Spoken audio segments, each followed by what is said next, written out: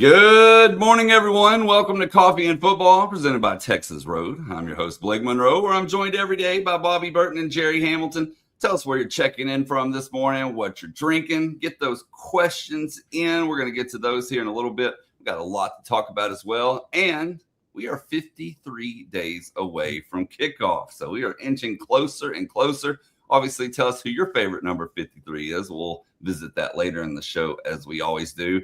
But guys, I thought we'd start with a little baseball news because yesterday over on OnTexasFootball.com, or last night, I guess, we announced that second baseman Ethan Mendoza will be returning to Texas. So great news for Schlossnagle and his coaching staff. One thing to mention is that he is going to have surgery. So we don't know a full timeline on that and how that'll affect things going forward. But great news for the Longhorns as they get their second baseman back. I was going to say it shores up the infield, right, Blake? Yeah. And now gives Texas a definitive kind of starting lineup. As soon as Mendoza gets back to the lineup, depending on how long that surgery takes to heal from. But long and short of it, Jim Schlossnagle got beat up a little bit by the Major League Baseball draft, but this may be the saving grace from it. Also, you got to remember he's got two stalwart pitchers returning next year, and Dylan Volantis and Sam Cozart. So they've got guys, and now they've got their infield. They're waiting on one more, I believe, portal possibility, but we'll see where that goes. But overall, this was good news for the Longhorns. Definitely. And as far as the portal goes, because we've had a few people ask, they're most likely going to be done here pretty soon. So they had a couple of visitors on campus last week, waiting on decisions from both of those. But going to drop a big baseball update this morning over on OnTexasFootball.com after we get done with the show. What a tease. What a tease. Yeah. There is only one. I think they're taking one, right, Blake? Is that the we'll see. Okay. We'll see. I think it kind of depends, but we'll see what happens. One for sure. They will take one for sure. I got you. But yeah. All right. Well, we talked baseball. Let's talk a little recruiting because speaking of decisions, we're still waiting on decisions from a pair of players. Yeah. So, obviously Monshon Sales announces on July 17th. That's coming up on Friday. That's on the Pat McAfee show as expected. He was always going to commit on the Pat McAfee show. He's an Indianapolis kid. No way he was not going to be in studio to announce his decision on the McAfee show. I think McAfee being on hiatus, maybe even pushed back that announcement a few days because originally we'd heard July 10th for an announcement date for him. So it's going to be this Friday, the 17th, Bobby. Look, it's I put an update on OnTexasFootball.com this morning on him and Landon Williams-Callis. There's not much on Williams-Callis. I mean, there's just nothing we've heard different on him that Texas feels good. I think that things are trending Texas for Williams-Callis, but now it's waiting on a decision. So back to Sales.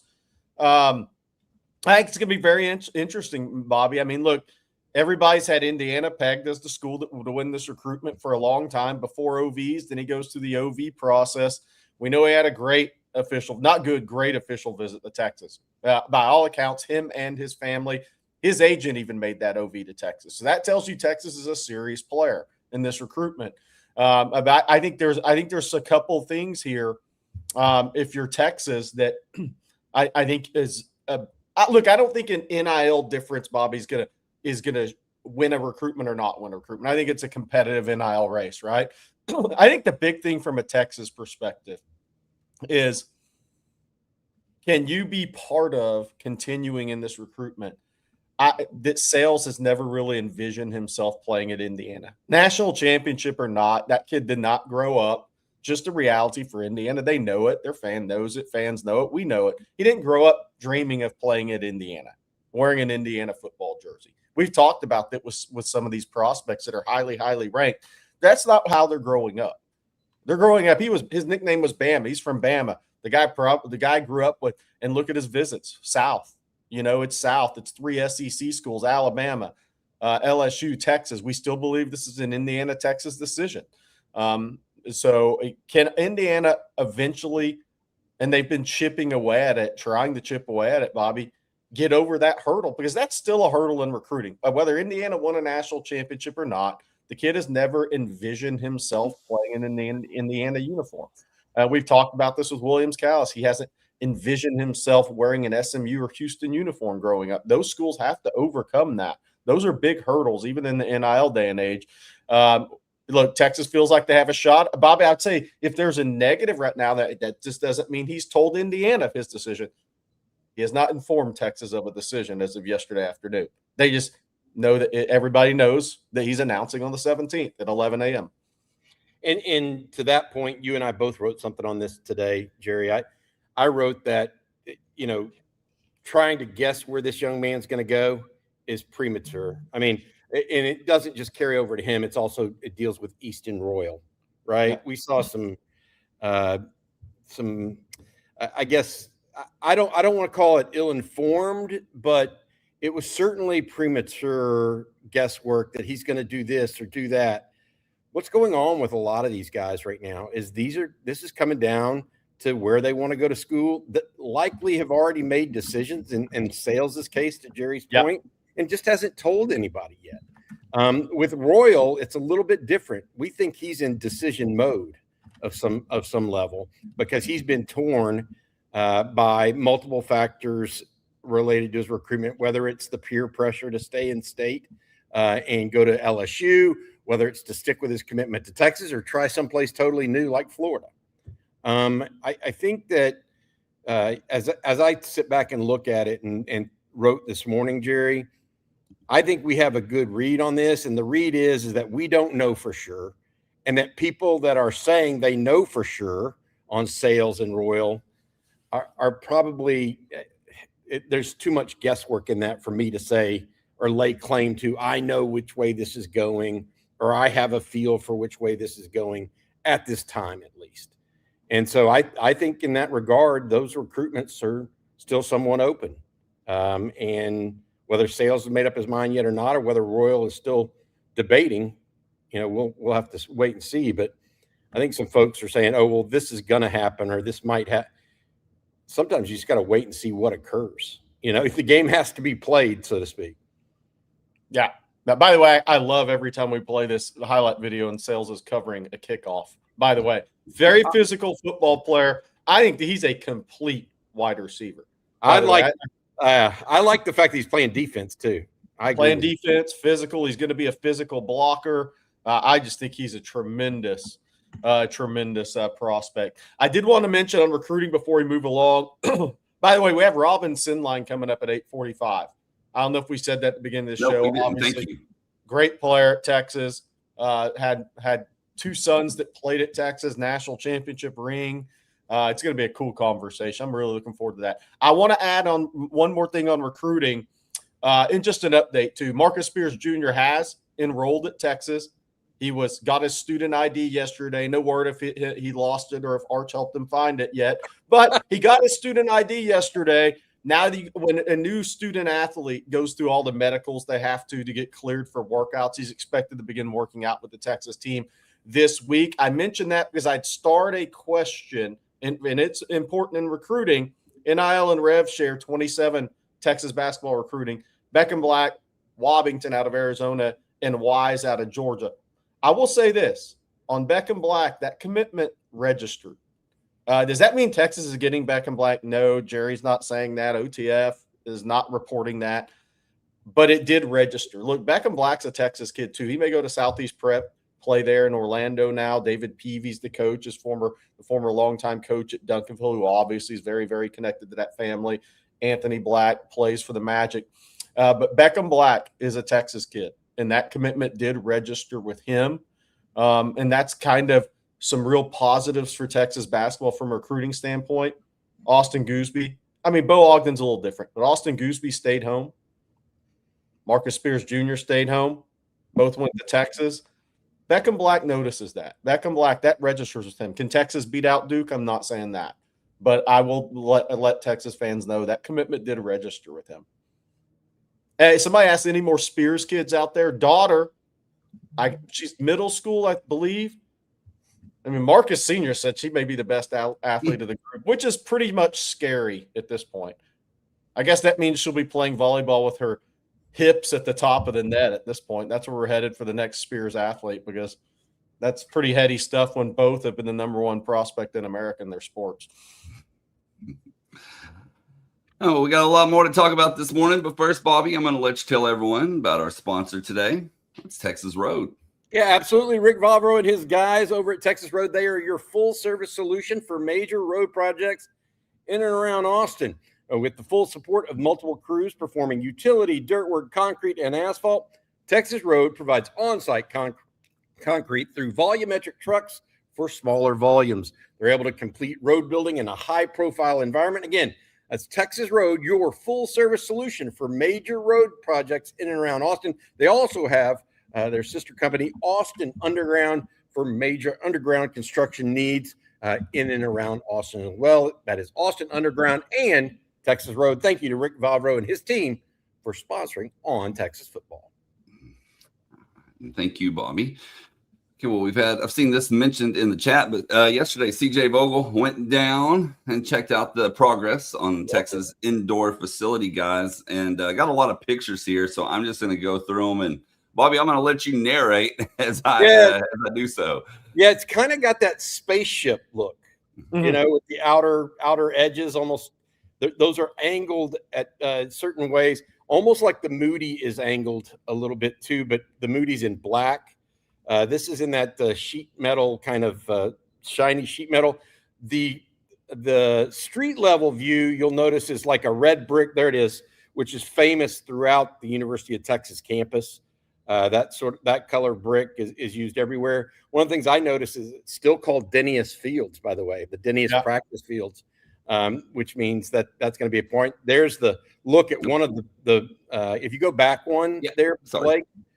This is from the outdoor practice field, which we think is going to be more weight training, and maybe some other sports use it as well. But you get a view of the Capitol. Can you imagine the photos and the video work the UT graphics department's going to be able to do? Unbelievable. They're going to have a lot of opportunities to do that. But that's gorgeous. CJ was there on site. It is getting close. There's a soft opening for some major donors late July. There's a bigger opening for others in early August. I think they'll start using it in a real fashion in mid-August at this point, is what I'm being told. They've got some small things to keep checklist. You know how that is. People that open up buildings, you got to continually run different things, but it's on target to get going before football season, and is a beautiful facility. I actually drove by it myself yesterday as well. It kind of comes out of nowhere, and then it's just there right next to the outdoor pool on that street. Couple of things. Is that one of those first photos showed how close it actually is to Moody, like the two-lane road separates. But the edge of that roof right there on the right side of the picture actually hangs over, like right to the edge of the road. Yes. I mean, you want to talk about being angled. It's angled.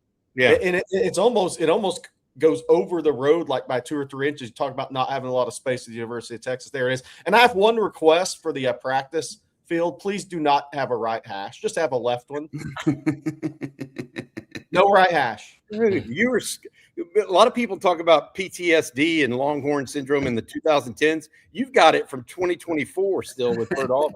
I mean, you'll say that anytime. Kirby's great escape against Texas. It is. That was okay. Great. I mean, Texas should have had that one, but yeah, just leave the right hash out of it. We don't need that crap. A lot of people asking grass or turf. Do we know? It's got to be turf on the inside. I mean, it's it is what it is. I think it's turf on the outside. On the outside, it's grass field. It is grass. Okay. I know on the inside it's turf. I don't know what it is on the outside. Yeah. So there we go. All right. Good stuff. And thanks to CJ for going down there and snapping a whole bunch of pictures to share with everybody. Very cool. Yes. Okay. Well, up next, I thought we could look at some of the new coaches when it comes to the SEC, guys. We got a lot of new faces at new places here in the SEC, and these are the coaches. These are the new coaches that Texas will face this season, including LSU's Lane Kiffin, who as we all know, previously at Ole Miss. Then you have John Sumrall at Florida now. Previous school was Tulane. Ryan Silverfield comes from Memphis, now at Arkansas. And then, of course, Pete Golding, former defensive coordinator at Ole Miss. He is now the head coach. But I brought the offensive stats and the defensive as far as what they allow per game, what they scored per game. I thought we could discuss it for a little bit, fellas. Like, I love the graphic, first of all, because that really triggers Ole Miss fans. I mean, Lane in his Ole Miss Saturday coaching gear on an LSU graphic picture. That is great work. That may be your best work yet. Tulane doesn't do anything for that fan base, but that Lane Kiffin pick is awesome on the LSU graphic. Yeah, I mean, look, all the attention is going to be, or the majority of the attention is going to be on Lane Kiffin this year, Bobby. Obviously, you have pressure at LSU in year one. There's an expectation that comes with that, but I'm headed all the way to the right on Pete Golding. I think he's going to be the guy this season that's going to be judged the most for how season one goes for him, because he should be, right. And he, look, LSU got some really good players from Ole Miss. Ole Miss did a great job keeping, obviously getting the extra year for Chambliss, keeping Keywan Lacey, a couple of key offensive linemen. They had some losses on that defense, one of them being Prince Will down the LSU. So it's going to be interesting for Pete Golding, because, look, and I'm not saying anything's going to happen with his job status, but, if LSU and Lane roll in there and win in September at Ole Miss, then Ole Miss fans are going to start really judging Pete Golding. That's part of it. And he's going to be judged, I think, more so on this first year than any of the other coaches. I just believe that. Yeah, he's the one that doesn't get the grace period. Yes. Because he's got a quarterback that took them to the national semifinals last year, a running game with Keywan Lacey, you mentioned. He's the one that's everybody's pointing to, well, can you get back to the national semifinals? Can you actually even go further than that? Whereas the expectation level for Lane Kiffin at LSU is sky high, right? Right. But it's not, they suspect at LSU that they're going to spin their way to elite rosters from here until the cows come home, in years and years to come. Ole Miss has historically not been that kind of program. Their opportunities are few and far between historically. And so that puts more pressure and weight on the shoulders of Pete Golding. I agree with you. The interesting ones here, John Sumrall, for me at Florida. Florida, he's going to get a little pass this year, similar to Lane Kiffin, Jerry, in that, okay, well, you're just now taking over. You've got a new offense. You've got a new defense. You got a new quarterback. You get a pass. I think that sets up well for him. Yeah. Doesn't mean that I think he's going to necessarily have a great team. A lot of people are picking Florida, by the way, as we look through some of this stuff and go to SEC Media Days next week. A lot of people are picking Florida as a dark horse in the SEC race right now because they have the offensive and defensive lines. Yeah. Right or wrong, I'm not – and they have the run game with Jaden Ball. They have the receivers. And so they have the firepower. Can John Sumrall and his group put it all together in a year? As far as Ryan Silverfield is concerned, I just don't look. I think Arkansas is Arkansas or Kentucky the most difficult job in the SEC right now. I think that's a fair question. Which one? Because I think Vanderbilt right now is a better job than both. Yes. Because you have a big city to recruit to in Nashville and a profile that might fit an academically minded kid. Whereas Kentucky and Arkansas, what do you really have other than, strong state universities, but not in major states? And you don't produce enough SEC level talent in your state from a recruiting perspective. And Arkansas's been a little better there, but look, I mean, the three toughest recruiting jobs when you kind of put Vanderbilt over by themselves from an academic standpoint, the 3 toughest recruiting jobs in the SEC, Bobby, I think everybody agrees with this. Number them however you want, are Arkansas, Missouri, and Kentucky. Drinkwitz is a really good football coach. That is a tough recruiting job. I'd said with Rod, NIL may have saved Missouri in the SEC. Because if you look at because where's their recruiting geography? You're not going to beat Oklahoma for the best guys in Kansas City area. You're not going to win those recruiting battles over the national powers. So the guys you have at Missouri are in a tough spot. Arkansas, I think from a recruiting standpoint, is in the worst spot of all. To your point, Bobby, where are you going to go for your players? I mean, look with what Texas Tech's done, with even what TCU getting to a national championship a few years ago, even though they lost 1,000-0, they still those teams are tough for Arkansas to beat on that DFW area kids in recruiting before you ever get to Oklahoma, Texas A&M. Where are they going to go for their players? That is a really difficult football job because Kentucky, Bobby, has Cincinnati. Kentucky has Ohio close, and they've had some really good players from Ohio that weren't offered by the major universities. Kentucky's in a better spot than Arkansas. Arkansas is a brutally tough recruiting job. Just brutally tough. Yeah, Arkansas is tough because it's also tucked away in the northwest corner of the state. Yep. Missouri, to your point, is north of St. Louis. Yep. I mean, I agree with you in that regard that it's a really tough gig. I think historically it's been Vanderbilt, though. Oh, yeah. Because the academic profile for that school, they've turned it a little bit, though. Yeah. And now with NIL, there's other aspects of it that actually are meaningful to live in a bigger city, not unlike Austin compared to Little Rock or not Little Rock, but Fayetteville or Starkville or Oxford. And so I think that when you look at the totality of it, Jerry, I do believe that those teams are going to have problems. The other team, the reason I mentioned Kentucky in that category is because they also have a new coach coming up. Not only is Ryan Silverfield new at Arkansas, but obviously Will Stein taking over for Mark Stoops in Lexington. The thing that's going to be I'm intrigued at with Kentucky is to see, look, Mark Stoops had done a great job on defense typically, and his offense was hit or miss. Well, Cutter Boley transferred to Arizona State. That's the quarterback that gave Texas some fits, right, for Kentucky last year. Now they're going to have the former Notre Dame backup starting for them, Kenny Minchie. I just don't know. And a lot of people are saying, oh, well, Kentucky could be really good this year. I don't see it. And so I think Silverfield and Will Stein I just don't have high expectations for them. I do have some expectations to going back to our original conversation about Pete Golding because it's a rare opportunity for Ole Miss. It really is. And I mean, this could have been a 2-year run for Lane Kiffin at Ole Miss that Ole Miss has never seen before. Yeah. And not in my lifetime, at least. Yeah. I mean, I was born in 1969, so I think they won a national championship in like 1962 or something. But my point is, it's a historical opportunity for Ole Miss. So yes, there are ginormous weights on his shoulder.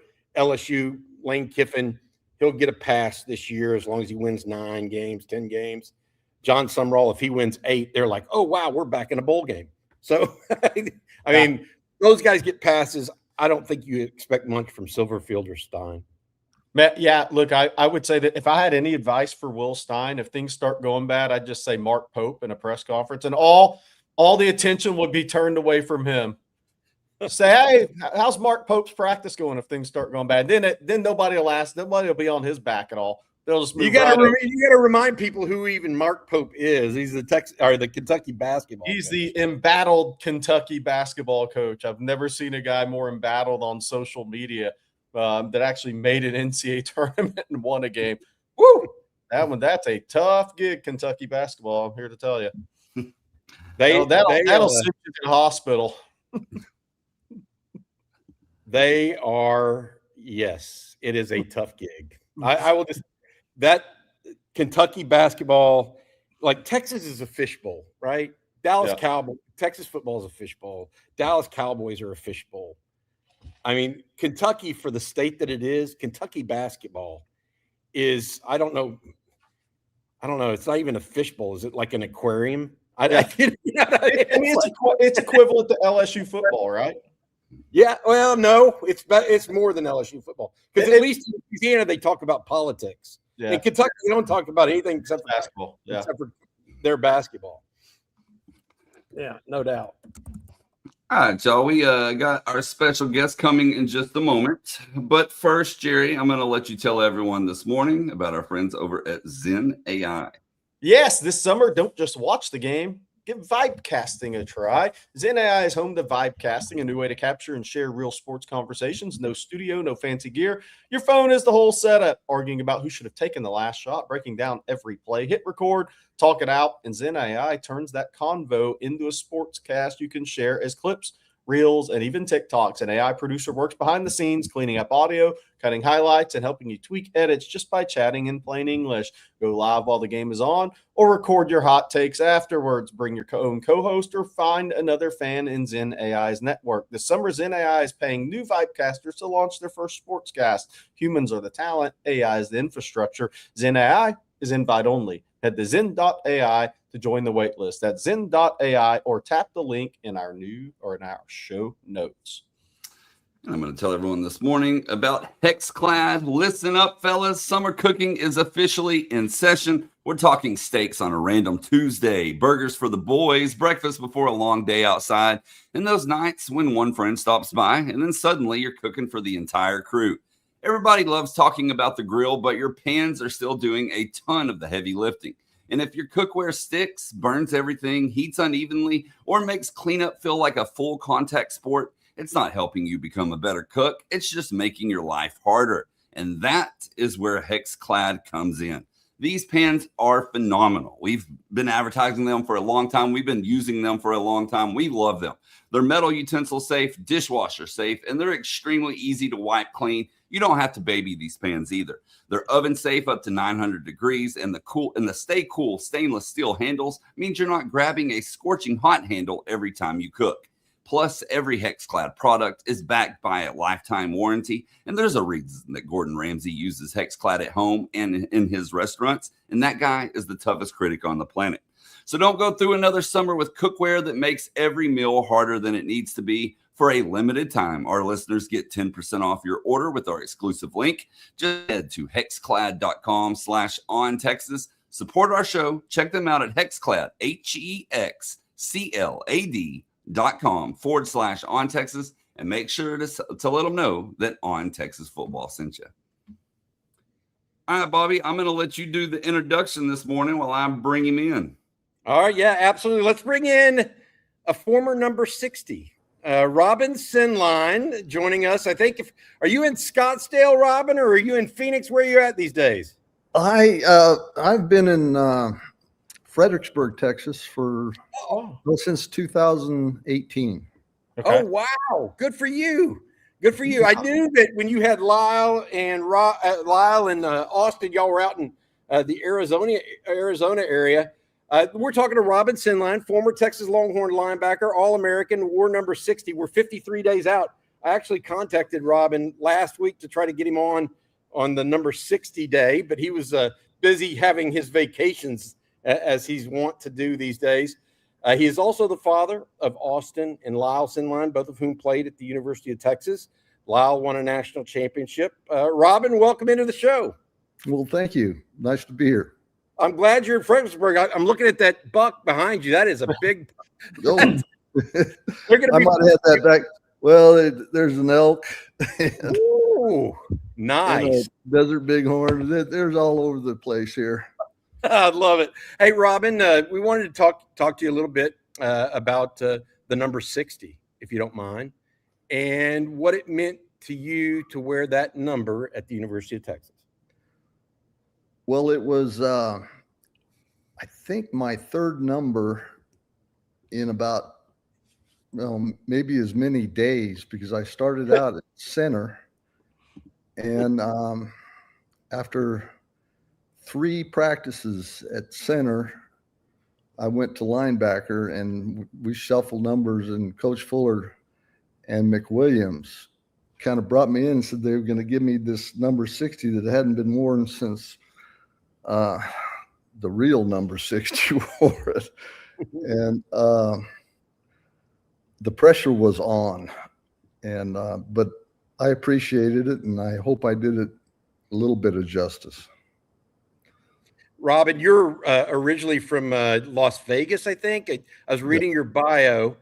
Could you give folks a little story about how you ended up at Texas? I mean, who recruited you, all of that stuff back in the day? I recruited Texas. Oh. I had been to a recruiting trip to Colorado and was flying home, and they happened to sit next to a girl I went to 8 years of school with. Knew her well. She asked me what I was doing in Boulder, and I told her, and she goes, well, you have to go down to the University of Texas and see it. And I think I'd been on 4 recruiting trips when you could only go on 5. And so I asked my coaches to call them, and they called, and there was no coach at the time. Coach Royal had just retired. And well, my coaches sent films down to Coach Dabbs, and they arranged a trip. And in that time period, Coach Akers got the job, and that was on. And I went down, and I just fell in love with it, and awfully glad I did. Best decision I've made in a long time. What other schools did you even visit back in the day? Oh, it was UCLA, Washington, Nebraska, Texas. Texas was my 4th, and I just canceled any other options after that. Hey, I got a letter of commitment for the conference while I was here. Hey, Robin, it's really, thanks for joining the show. Really, you got really close, I believe, national championship level team at Texas, right? Y'all are very, very good teams, or close. You know, y'all are building towards that. Well, we lost to Notre Dame for the championship. Exactly. Yeah. So then seeing Lyle win a national championship, how nervous were you that last drive as a former player? Because every former player we talked to said being a parent's much worse. You're much more nervous sitting in the stands. Kind of take us through that, your thoughts on watching Lyle win that national championship, and where you were sitting in the stands watching it all. It was just crazy. And one thing I do remember about that was, you know, I was extremely nervous because I didn't want to go through the downs that you experience after a loss of the national championship. Yeah. And after the game was over, Ani was sitting across the aisle, the steps from where we were, and I looked over at him, and he just looked over at me and gave a wink. Is that John Ani, the former quarterback at Texas that you Yes. talk about? Yeah, that's awesome. I would, if it were my son, I'd be saying, just don't screw up the snap.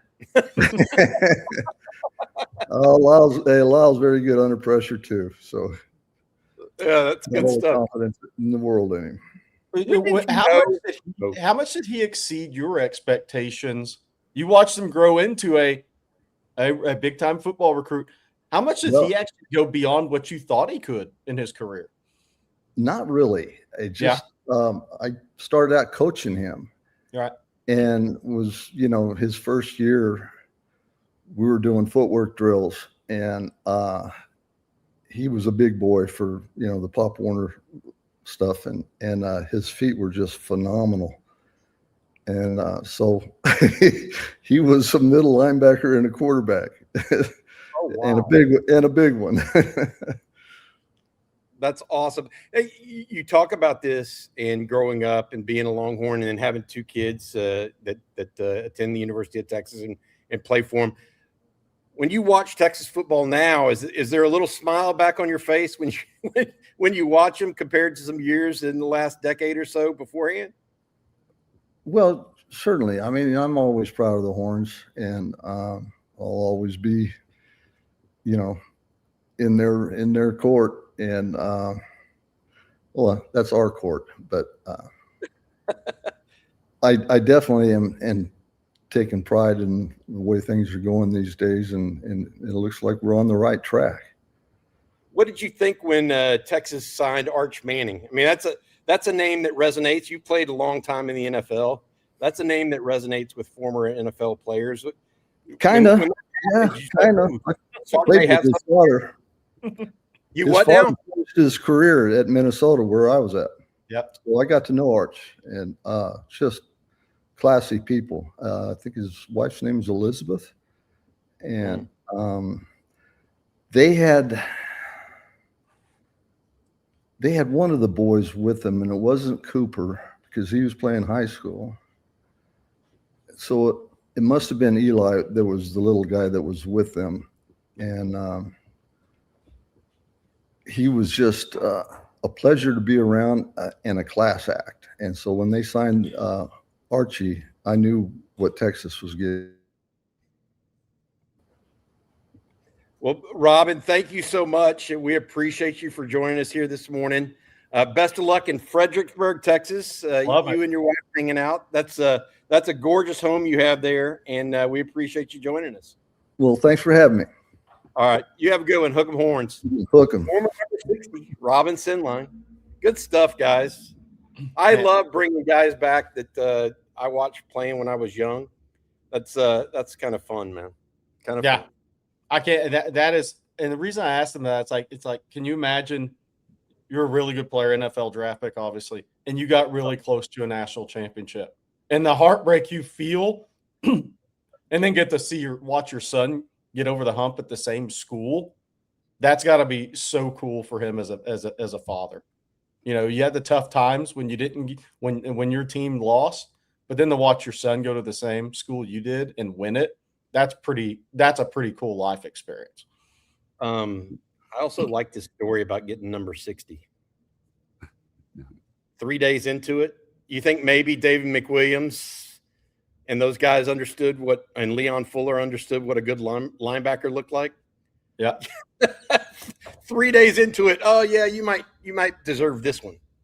That's pretty strong. It's also, you know, when you think about football 40 years ago, 50 years ago, it's amazing how many guys played offensive line and linebacker. You know, you would think OL, DL, but OL linebacker. How many guys have we talked to that said, I started as an offensive lineman, then I moved to linebacker? I mean, it's interesting when you think back to football 70s, 80s, or growing up even 60s, those two positions, offensive line, linebacker, because naturally you think OL, DL, but that's not really the case with a lot of guys. They moved to linebacker, or they played linebacker and offensive line, which is pretty interesting. Well, talked about the number 60, so we might as well look at 53 today, since we're 53 days away from kickoff. We got a few options here, and we finally have a current number on the roster. It's been a few days since we've had one, but Bill Acker is going to be the main headliner here for 53, the defensive tackle. And then we have Dwayne Miller, offensive guard. And then how about Jack Holbrook? We've been on a run of deep snappers here lately, it seems like, but he had 39 career games and quite a few accolades in the Big 12. And then our current number 53, guys, is redshirt freshman defensive lineman Isaiah Coleman. Isaiah Coleman, the smallest of the triplets at Texas, at 292 pounds. His twin brothers, I guess triplets, they are 355 and 340-ish. So we talked about that in their recruitment, talking to Isaiah Coleman and those and them was so much fun doing the interviews with them about kind of growing up and joking about the grocery bill. But look at Bobby, Bill Acker, really good accomplished pass rusher. Yeah, absolutely. One of a couple of defensive linemen that came out of Freer that graced the University of Texas. His brother was also a Major League Baseball pitcher. Not a lot of people realize that, but Freer was kind to Texas in the late 70s, actually. Very kind. Dwayne Miller played guard on the Whatever It Takes tour of 1990, that team, and is now a lawyer, I believe, in the Metroplex area. Some good little list there. And for the chat, y'all can weigh in and tell us your favorite number 3, and maybe you got somebody that's not on this list. So good stuff. We have a super chat here, actually 2 of them. This first one here from Juan Garza says, Bobby, can you give us a hint on the interesting news from yesterday? Not really, not at this time. I do think it's going to happen. I do think it's positive, and we'll just have to wait to go from there with what it is. I think sometimes it's better left unsaid until the deed is done. So we'll go from there. I will say that I've confided in Jerry what it is, and so we'll be able to hold each other accountable on this show for it. Hey, people know I can keep a secret. Marcus Spears video was the Marcus Spears commitment video. Jeff Howe and I recorded was June 17th. So I can keep a secret. Don't try to buy me a drink and get me to tell you anybody in the chat. Y'all will never find me anyways. I'll buy you a corn dog. Yeah, that may do it. That may do it. As long as you got the mayo handy. Yeah. And then we got a super chat here from Matthew Edwards. Thank you, Matthew, a.k.a. Matty M. Says, hey, Jerry, did you get a response on the Mike Babb doppelganger? I'm going with Joe Don Baker. And are there any positions among recruits that are more prone to flip than others? OTF does a great job. Thanks, guys, and hook 'em. I did not get – nobody DM'd or sent me a message on that Mike Babb it just popped into my head. It looked a little bit like Blaine Irby in uniform, but that's not who I was thinking of. Nobody ever DM'd me an answer to that. Positions recruits more prone to flip than others. D-line. D-line, it's such a hotly contested position. Yeah. Especially in the SEC. Texas lost 2 on signing day. Yeah. Yeah. I mean, I think it's D-line. Yeah. Because you can't afford not to have those guys. Yep. I mean, you'll just get dog walked down the field if you don't have good defensive linemen. And so I think that's I've long thought that even before NIL, by the way. Because they don't give up. People give up on a wide receiver. They'll give up on a tight end or a quarterback even and say, oh, well, we'll go get another quarterback. I mean, you just have to but defensive line, they'll stay after those guys until they get told no. Yep. By the way, somebody asked in the chat, who's the other defensive lineman from Freer, Texas? His name's Steve McMichael. He's in the Hall of Fame. So that was the other defensive lineman I was talking about from Freer in the 70s. The other position's probably corner, but I think D-line's number 1. I agree, especially in the SEC region. I mean, they are hotly contested recruitment, to Bobby's point. Well, we talked about new coaches, new faces in the SEC. We're going to look at some win totals for those coaches and a lot more. But first, I need to tell everyone this morning about our friends over at Prize Picks, guys. And there are a lot of ways to watch sports. You can sit back, you can check the score, maybe flip between games, or you can have something riding on every swing, every shot, every touch, every possession. And that is where Prize Picks comes in. The summer sports calendar is loaded right now. Baseball's rolling. The WNBA has been a blast, and the World Cup is winding down. And Prize Picks gives you a simple way to make all of it more interesting.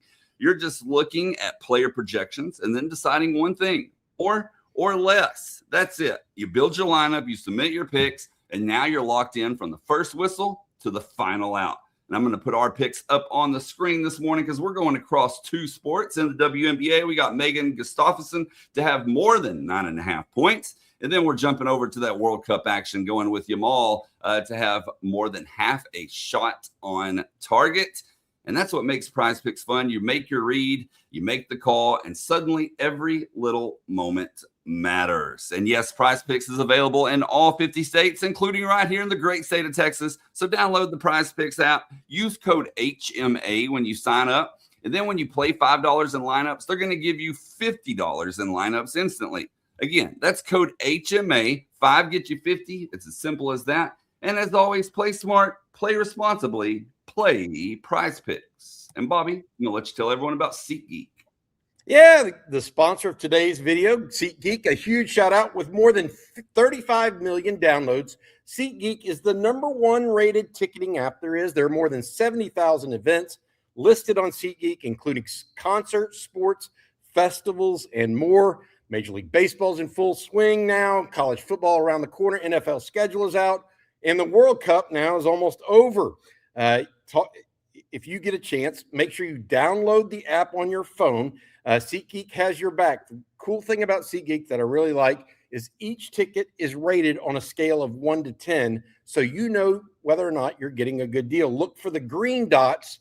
Green means good. Red means a bad deal. So it actually evaluates the ticket purchase for you. Plus, every ticket is backed by the SeatGeek's buyer guarantee. And, of course, we have a code for you guys. Use code OTF10 for 10% off your next set of tickets at SeatGeek. That's 10% off any tickets with promo code OTF10. Make sure you click the link in the description to download the app and have the code automatically added to your account so you can use it later. Thank you from the folks over at SeatGeek. Once again, code OTF10 for 10% off your tickets on SeatGeek. Hey, Blake, real quick before we get to the win-loss totals, what Bobby we were talking about, the position that's most likely to flip. If you just look at Texas defensive line depth chart right now, obviously Colton Vosick was an OU commitment. Jamarian Carlton was a Baylor commitment. Josiah Sharma was an Oregon commitment. Justice Terry was a USC commitment. Myron Charles was committed to FSU at one point. I mean, half the guys on the list, close to half the guys in a 3D were once committed to another school and ended up at Texas. And then Texas lost them as well. Yeah. I think that's been that way forever. Yeah. Because it's like I said, if you can't stop people up front, especially a school, by the way, especially a school like Texas that is a blue blood and they want to compete for national championships. If you're trying to compete for a national championship, good luck doing that with a C- defensive front. You ain't going to do it. All right. Let's see here. We talked about the new coaches, so let's look at win totals for those coaches and others. And guys, Georgia and Texas are both leading the pack here. They're projected at 9.5, followed by Alabama, LSU, and A&M at 8.5. Then we have Ole Miss, OU, Tennessee, Florida at 7.5, Missouri, Auburn, South Carolina at 6.5. Then it's slim pickings, Vandy at 5.5, Kentucky, Mississippi State, and Arkansas at 4.5. But what I find interesting, fellas, is when you look at that over/under, you can really see which way Vegas is leaning on those. And right now they have, Texas under is from the -125. With Georgia significantly over. Yeah, get plus money on there. Money going on right now for Georgia to have the over, which makes sense. I mean, look, they have a little bit easier schedule than Texas. I think people are just now getting on board with the difficulty of the Texas schedule. Furthermore, I think people also understand that Texas is playing Ohio State, right? So not only does Texas have a difficult SEC schedule, they have Ohio State. Heck, guys, I saw a list. Jerry, I don't know if I showed this to you or not. I saw a list on Friday of this past week that showed the top 10 non-Power 4 conference quarterbacks. The top 10. Texas plays 2 of the top 3. Yeah. And Brad Jackson at Texas State, who was ranked number 1 on that list, and then Owen McCown, who was ranked number 3 out of UTSA. Add in Julian Sayin for your out-of-conference quarterbacks that you play. That's pretty heady stuff. But, look, I can understand why Vegas is where they're at on Texas at 9.5. At the same time, I'm ready for the season to start because I think the Longhorns have it in them. And I'm not one of those guys that says anything's ever guaranteed, and so I don't think this season is guaranteed. I am, however, a big believer in Steve Sarkisian and this football team heading into 2026. The personnel they have is as good as they've had top to bottom in a long, long time, period. If you look at this, Bobby, what's the sure over bet? Chat, who was your over bet? I look at Missouri and say Eli Drinkwitz was quarterback injuries away last year from winning 10-plus games 3 years in a row. Do we really think Missouri's going to win 6 games this year? Would you take the under on that? I don't know. I think that's a pretty good bet to take the over on Missouri at 6.5.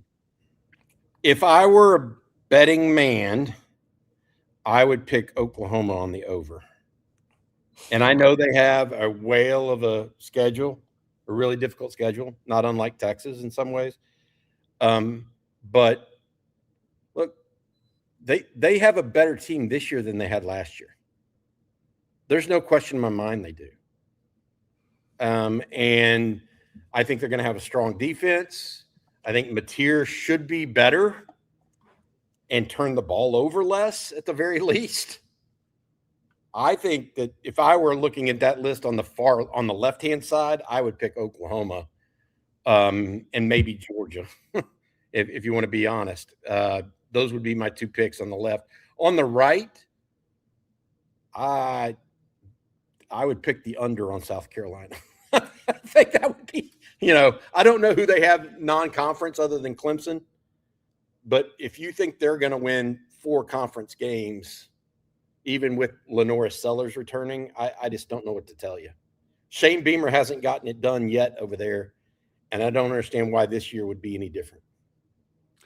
I think Tennessee's interesting because look, the over and under are both the same, minus 115. They that really. They don't even know who the quarterback's going to be. Though. Yeah, they just really have no clue about Tennessee, is what that says. Well, no, they figure they're going to have a good defense, so that they have personnel on defense, and I think that's. So how does their offense come along, and when does it come along? Texas gets them fairly early in the schedule when their quarterback, whoever it may be, is going to still be relatively young into his campaign, whether it's the redshirt freshman or the true freshman they go out there with. Yeah.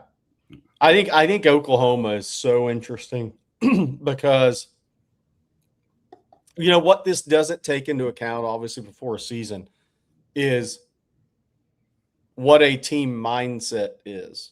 So which way that team mindset goes. Oklahoma, I think Texas, Ohio State, I think it's a must-win game for Texas. I think at Michigan's a must-win game for Oklahoma. Same weekend. Because if Oklahoma loses to Michigan and then they lose to Georgia 2 weeks after between the hedges, what's the mindset of that team going to be? Where are they going to be at in their belief? If they start the season 2-2, I mean, you have no room for error. You have no margin for error the rest of the season.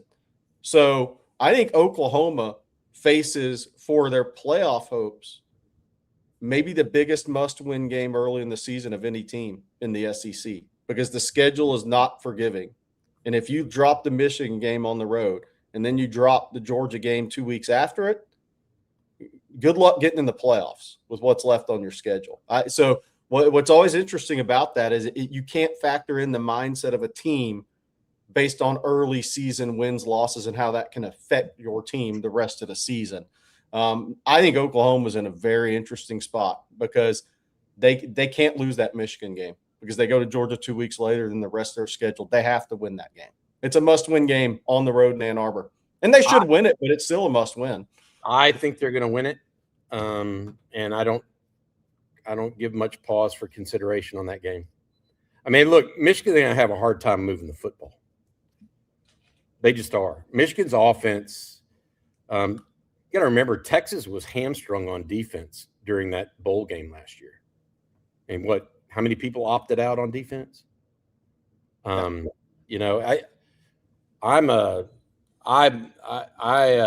think I'm not y'all know I don't like OU, so I'm not saying anything y'all don't know already, but I think they have a really good football team this year. Now, they got by the skin of their teeth a lot of games last year, a couple balls bounced the right way, a couple of key turnovers. But when you have a good defense, those things tend to go your way, actually. And I think they have a really good defense. I'll say this. It'll be a good measuring stick for Oklahoma, Bobby, because the one thing with Kyle Whittingham, Oklahoma's going to have to go up there and physically beat them. It's not going to be fluke plays and quick possession scores. I mean, look, Michigan's offensive line. Two of those guys Texas tried desperately to get really fits Kyle Whittingham. The running backs really fit Kyle Whittingham. Defensively, they got Trey Pierce is a kid that Texas, Bo Davis loved him out of high school. Texas couldn't get him because he committed to Michigan so early, even the visit. But that kid's really good. And that's a kid from Texas is going to be a draft pick. John Henry Daly, first, second round guy, transfers into Michigan. Oklahoma is going to have to win that game physically in the big house. There is no doubt in my mind. Michigan's problem is back foot Bryce until. I'll just say this. I know it's only been a couple years since Jim Harbaugh has been gone, but Oklahoma will be decidedly more physical than Michigan. They were last year as well. I mean, Oklahoma was more physical than Michigan a year ago. Why wouldn't they be again this year when I think they're actually going to have a better defense? So I'm not. My only pushback would be that program was a disaster, and Kyle Whittingham's a different, demanding type of coach. They were still only 1 year away from having Harbaugh, though. Look, I'm a big fan of Kyle Whittingham, so I understand what you're saying. It's his first year. Yeah. It's hard to instill change in the first 60 days or the first, 180 days, whatever it is. All right, guys, we need to say happy birthday to I'm Book Corrigan. Morning, fellas. Currently checking in from Norman for a baseball tournament, celebrating my 17th birthday today. Thanks for all y'all do. Hook on. Well, thank you for spending your birthday morning with us, and best of luck in your baseball tournament in Norman, unfortunately. Man, 17. That's awesome. Keep us updated. It's nice that we have listeners that young. Yeah, Jerry's going to be living vicariously through you. That's good. Norman, make sure and foul one off towards somebody in an Oklahoma hat. Make your foul balls count. Make your foul balls count, young lad. Best of luck, though, in your tournament for sure. Rocky P here with the super chat. I'm rooting for Blake to not be muted today. You're almost there. You can do it. Rocky P at 58 minutes in, and I haven't done it yet. So we'll see what happens over the next 10 to 12 minutes or so. Then another one from Rocky says, thank you, OTF, for always putting on amazing shows. Best coverage and best guest in the game. Recruiting question. What position has the highest miss rate? What position is always undervalued in recruiting rankings? Highest miss rate is a tie between quarterback and offensive line. By numbers, it's probably offensive line. I think it's the latest to develop position, latest physically to develop position. But I think quarterback has the highest miss rate as far as expectations on players. Look, not even close. How many highly ranked quarterbacks have come out and been absolute duds? Yeah. And not dudes, duds. Yeah. And so I'm not trying to pick on anybody in particular there, but it feels like that is, Sark says it all the time. He says quarterback's the most important position in football. And so what it does, it is the position itself, when the guy doesn't live up to expectations, the results are amplified.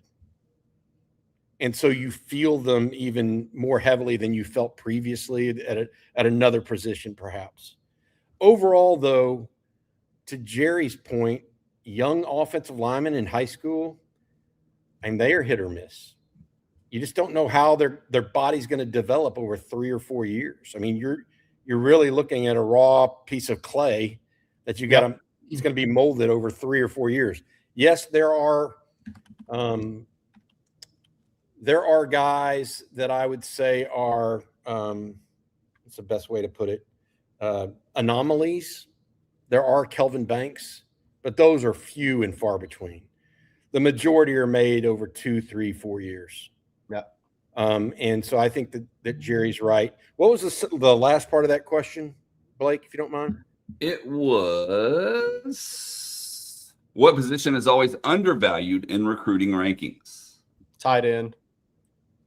Tight end is definitely, I agree with Jerry on that. I would say defensive backs generally. The only defensive backs that ever get rated high are ones that they're not all NFL combine cookie cutter mold corner. Yeah, and that's not necessarily what really makes it. I mean, I've always felt like running backs, with all due respect to any running back out there, are overrated in high school football rankings because they have such an outsized impact on the game. Yeah. They don't necessarily, as football gets older, those running backs don't always have the outsized impact on the game unless they're truly, a great one. And I think I think DBs from a number perspective, if I were to look in the top 200 players in the country right now on any list, whether it's 24/7 or On3 or ESPN, I bet there's not enough defensive backs on the top 200 list, and there's too many running backs based on an NFL draft. Yeah. Hey, I want to dig in on quarterback on this because I think it's a great question a little bit. And I want to go through my growth in years in this business. And one of the things that I think is so rarely talked about a quarterback prospect is, going out in front of 2,000, 4,000, 18, 20,000 if you're in one of the big football states in Georgia playing in the Dome or Texas, right, in Jerry Jones' world.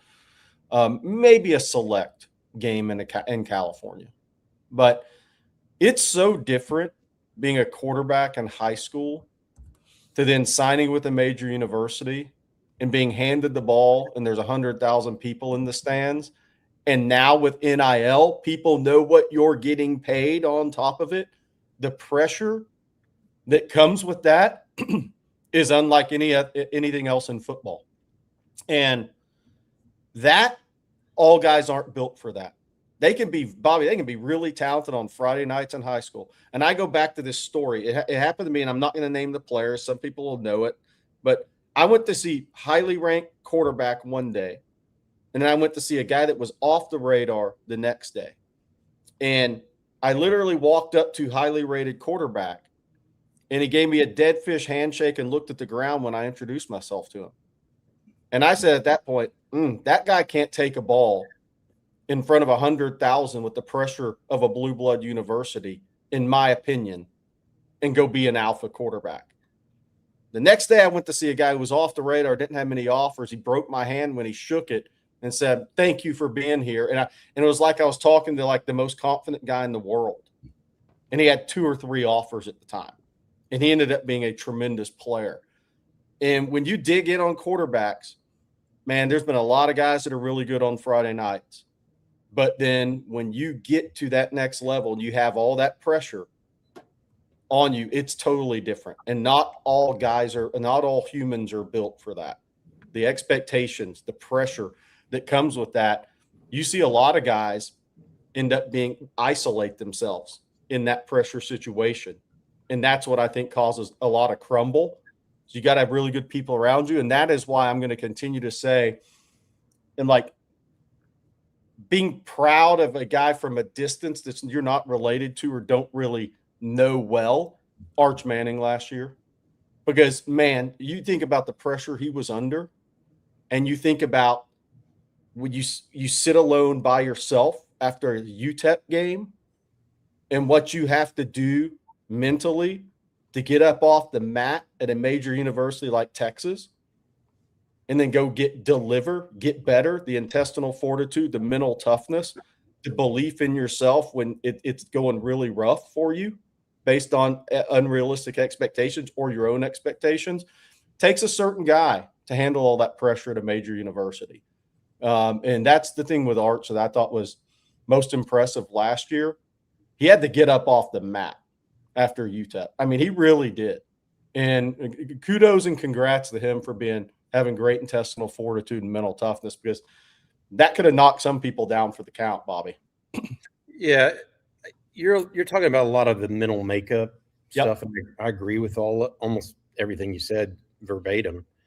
I think that as I've done this for 30 plus years now, and watching high school players become college players, some of them becoming NFL players at the quarterback position, I think that when I was younger, I did not put enough emphasis on watching a player play under duress.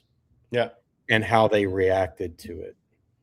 And maybe that's, to your point, if they're less, look you in the eye, shake your hand kind of guys, they're more likely to fold under that pressure or under that duress and not know what to do because they don't know how to react to the pressure. But as I've gotten older, maybe about 5 to 10 years into this business, you just started seeing guys that when a rush was in their face, they either threw it and bailed or they worked around it. Yep. And,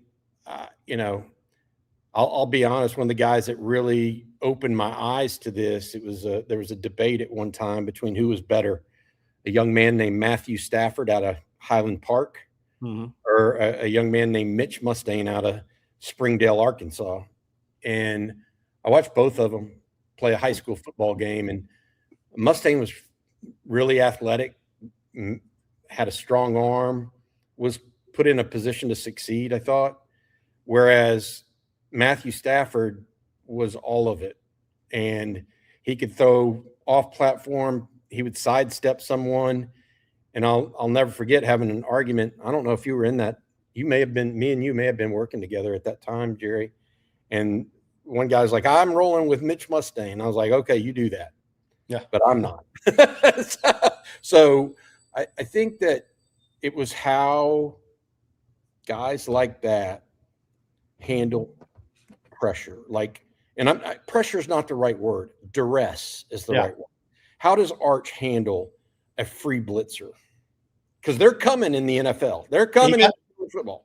Being at Isidore Newman helped him in that regard because he played under duress every Friday. He was not on the most talented team. Yeah. And in some ways, you look at Quinn Ewers, that was maybe his biggest issue, because he never had to play truly under a lot of duress, and he had to get accustomed to it, right? Garrett Gilbert in high school. Yeah. I mean, he had to grow in that regard in a big way. Yeah. And I'm not saying they can't grow. Right. Because I thought Quinn certainly did over his time at Texas and into the NFL now. My point being, if you look at guys, you look at a Pat Mahomes, reacts tremendously well to pressure and duress. Brock Purdy, what makes him, he looks like a mechanical quarterback that may not be able to break a pane of glass with a deep ball or with a throw, but has his team in the play. I mean, it's because he reacts well under duress, typically, and that's the quality or trait, in my opinion, that separates the Friday night stars from the Saturday afternoon ones to the Sunday night one, or to the Sunday day. I'll believe that and have believed that for the last 20 years. 100% agree. And if you look, sometimes the quarterbacks that play in a shotgun system and throw their first read 99% of the time, and they're very well coached, well schemed, talented enough teams, can really fool you because they don't play under duress. Or doesn't mean they can't make it, but it's going to take them time. Here's a really good question. Jay Dobbs, because this is a great topic. Why did Stafford choose George out of Highland Park? His father and Mark Richt were very, very good friends from when they both coached at Florida State, from what I remember, Bobby. I'm pretty sure that is the story there, because I think Stafford's dad was a swim coach, and then him and Mark Richt were very tight back from their days coaching at FSU together. All right, Bobby, before we get to our last question or two, I need you to tell us one more time about Texas Road. Yeah, our friend Rick Vavro and his team over at Texas Road, they are your full-service solution for major road projects in and around Austin. With the full support of multiple crews performing utility, dirt work, concrete, and asphalt, Texas Road provides on-site concrete through volumetric trucks. For smaller volumes, they're able to complete road building in a high-profile environment. Again, that is Texas Road, your full-service solution for major road projects. I want to say thank you to Rick and his team for their ongoing sponsorship of On Texas Football every Tuesday morning. All right, well, we got time for just another question or two here. And let's do this one from, I'll tell you what, we're going to do this one from ODB because people have asked this a few times in the chat today. This will be number one. Do we have any highs still coming? Hook 'em from Liberty Hill. No, I'm not putting out a high, even if there was one for a while, because it'd be too obvious who one or two of them would be. So I'm not going to do that to the kids. Even if there is one that absolutely should be done, I'm not doing that right now. Probably the next one we'll do is somebody during the season if Texas comes in on a 27 or 28. But look, even if I knew 100% was ready to do it and knew it, obviously that means when a kid tells the school he's going there, I'm not going to do that to be too obvious who it is. Not doing it. And then Texas North wants y'all's opinion. If you had a choice on which away game to attend this season, where are you dropping that coin? And I'm going to put the schedule up. Easy. So everybody can weigh in on this. Gary wants to go on I-10. Look, Tennessee's an underrated environment. It's a great environment. But this year, I mean, it's at LSU. There's no doubt. I mean, look, the game hasn't been played, at LSU.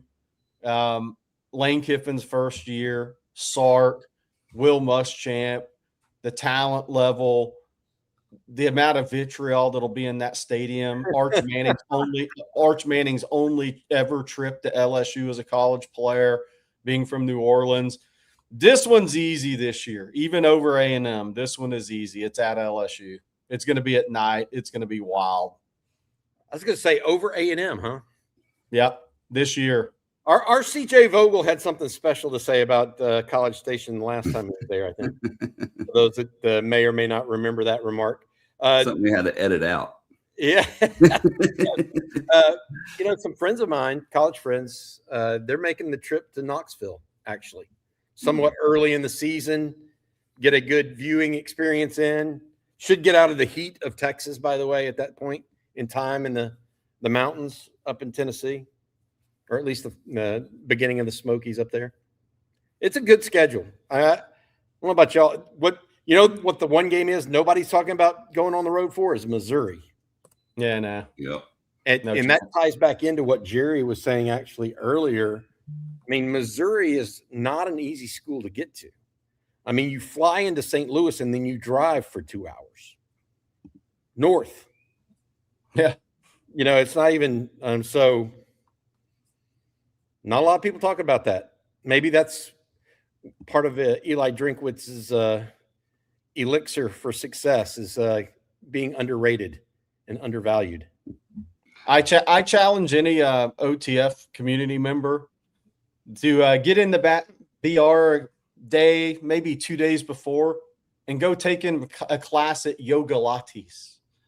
A yoga class at Yoga Lattes. You'll probably see somebody that'll be coaching in the game over there. Yoga Lattes, Baton Rouge. Who is going to be the OTF community member to go get in a yoga class and get the photo we're all waiting for before the Texas LSU. Does he go to the 5:30 class or the 6:30 class? Do you know? One of those early classes at Yoga Lattes. Yoga Lattes is over. Once you get on I-10, you start heading east. Yoga Lattes is right there by that Outback Steakhouse. I think it's a Courtyard Marriott. So Jerry, did you contemplate doing this or something? I mean, I actually know where it's located.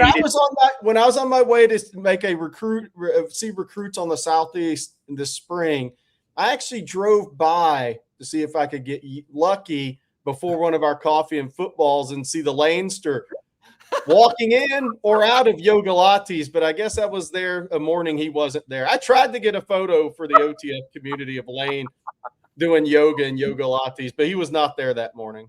That's high level stalking, Jerry. Nah. I was staying at the Even court Blake right is- there. Even Blake is ashamed by this conversation. He's got his hand up against his head. CJ and producer Matt goaded me into it, but I would have done it anyways. I do believe that. I do believe that. I would have done it anyways. We'll close with this question from Jalen. Jalen, thank you for the question and thanks for joining us this morning. It says, a good question is, what type of stat production for Cam Coleman would be considered a success this season? Let me ask you this, Jerry. You think it's a reception number, a yardage number, or a TD number? I think it's a reception/TD number. I don't think it's a yard number. Yeah, I think for Texas, it's a TD number. For the NFL, it's yak, yards after catch, something he has not done in his college career that he'll have a chance to do at Texas. I think for the Texas season, touchdowns. I think because he's going to be bracketed. So if he goes out and has How many? 13, I was going to say 12. yeah. But for his NFL draft status, it's yards after catch. They know what he can do on 50-50 balls. They know he's a great athlete. They know what he is. What's his yak going to look like this year at Texas? I'm just thinking, Texas did not I'm just looking at Parker, Livingstone, and DeAndre Moore, wide receivers last year. Livingston had 6 TDs. Moore had 4. They've got to replace 10. Texas has to replace 10. I think 12 is a fair number for Coleman on TDs.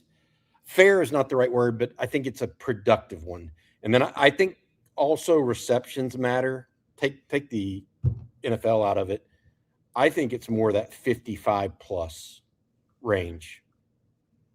That means he's been a big enough portion of the offense to have an impact. So TDs and receptions are the big ones for me.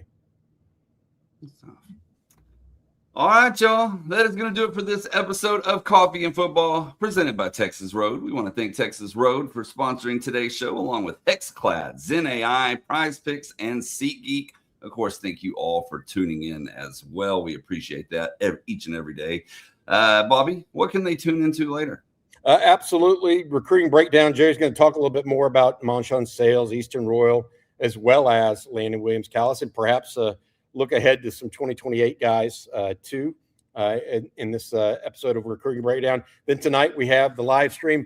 We'll also be monitoring some news that we do think is going to break sometime this week that could impact the Longhorns. So a lot of different things going on right now. Also, make sure you check us out over at ontexasfootball.com. Hank South is back in the saddle after a weekend vacation. So he's got some news and notes going on over at ontexasfootball.com. Make sure you check us out there. And don't forget to hit that like and subscribe button, ring the bell so you're notified anytime we go live or post a video, whatever it may be, and that way you don't miss a thing. Of course, we'll be back same time, same place tomorrow. We hope you all have an outstanding day today. So for Bobby Burton and Jerry Hamilton, I'm Blake Monroe, and we'll see you then.